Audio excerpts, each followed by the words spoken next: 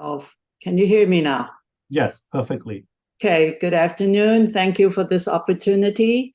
So my topic is on market and economic opportunities for farming. Somehow I cannot go to the next one. Okay, I know how to do this now. Okay, about the presentation, I'm focusing on food farming production systems and looking at the future and challenges of farming, and then looking at different business model and see where the opportunities lies for you as a farmer. So the future of farming, I think we have to talk about artificial intelligence. It will go into all facets coming soon on agriculture, precision ag, sensors, using drones, and using the data to optimize yield and reduce waste. I could see in the future there'll be more time learning, critical thinking than actually doing. The second thing is diversification. It's probably applied to us here is to create more income streams to be more resilient, added value, sell online, and minimally processing your product. Then the third is traction. The traction, maybe another word is sustainability, but traction means going forward. So you have to balance your economic, environment, and social. With the recent fire and flood situation, farms have to think about how to build a resilient farm, having climate smart regimes, having a competitive advantage, and also looking at the social aspect of farming. We hear about it, about, farming and food is a very social activity, and the long-term traction of what you're doing. Then the future farming, another one is the local food movement. More and more people wanting local, fresh, and culturally produced food, moving away from commodities, both for resident and also for tourists. Then the fifth point is policy and support. We need to continue to seek and advocate for grant subsidies and carbon credits, tax credits. Permitting is important, make it easier to permit for maybe on-farm processing facilities, and also looking at the social benefits. And I'm going to talk about a little bit more later. So what we need is leaders who emphasize that agriculture is a social good sector. It provides the basic needs, it creates jobs, it lowers inequity, it bonds people and community, and creates cultural understanding. It gives us joy eating the food and working in the area. It connects environment, community, culture, and people. A little bit about AI, and I think a lot of you already know about this, precision agriculture, like we're seeing drones for seeding and management, crop monitoring. It will have vision systems for identifying pests and disease and nutrient deficiency. Right now, what we do is that we take a picture and we send it to Extension, and they come back and tell us what the pest and disease, and then give us remedial measure to manage it.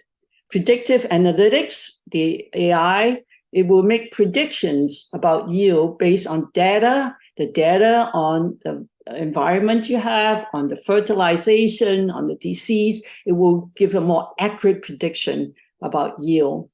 Automated machinery, robust and autonomous vehicle will be weeding and harvesting, and they probably could do a better job than humans from the standpoint is you maybe not wasting 40% of your pesticides. They will be more targeted to the weeds that you're after. Livestock management, more preventive.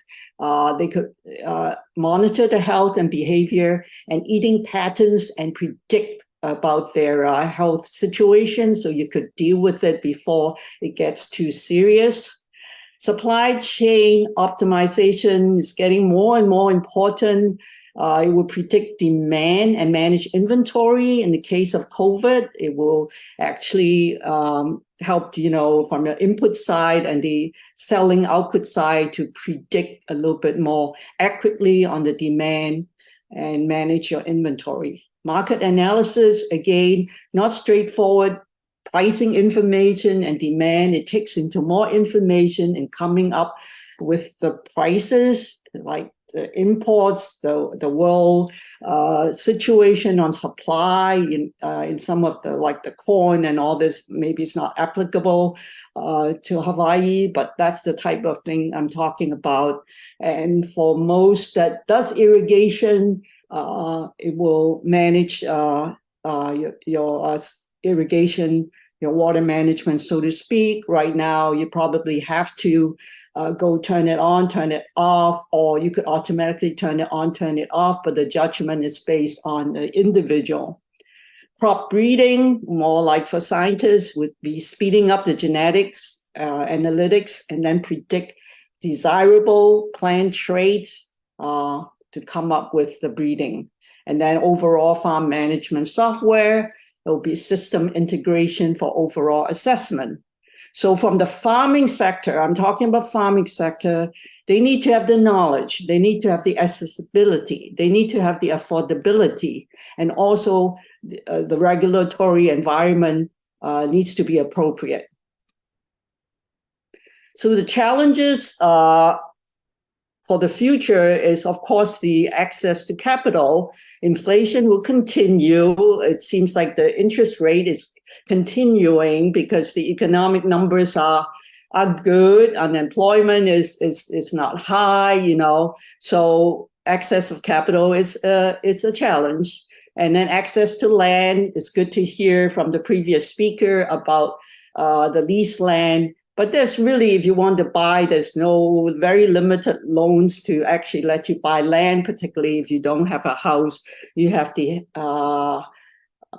Ag Credit that would loan for you, but it's very high cost and barrier to enter. Labor shortages, that is, it's a major problem here. As we have more farms, who's going to farm?